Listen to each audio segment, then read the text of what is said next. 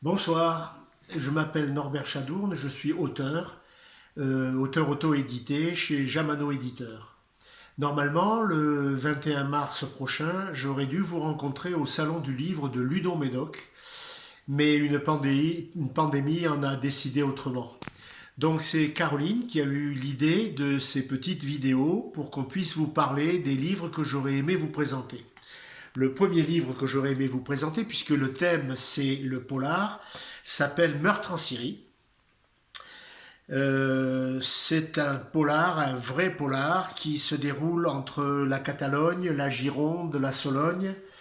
Louis Raoult, contremaître dans une Syrie, embauche le matin, un lundi matin à 7h15 avant les autres membres de son équipe. Des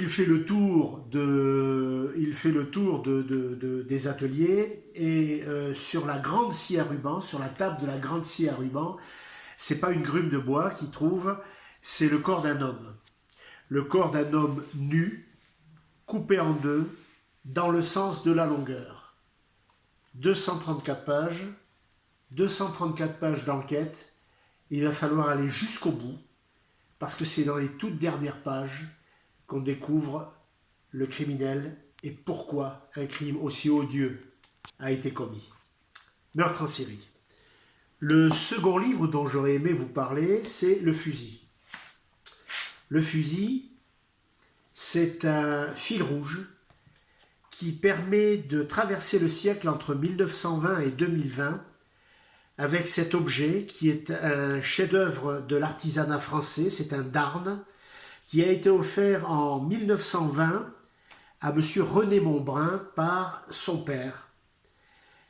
M. René Montbrun avait 20 ans à l'époque. Lorsque sa femme Alice lui a demandé de se débarrasser de ce fusil, il l'a confié à son meilleur ami. Ce fusil n'a jamais été bien loin de la famille Montbrun puisqu'il est revenu en 2020 dans les mains de son fils Louis. Mais pendant ce siècle, ce fusil est passé de main en main et il est arrivé souvent que ce soit cet objet qui mette un point final aux maux que les hommes ont créés.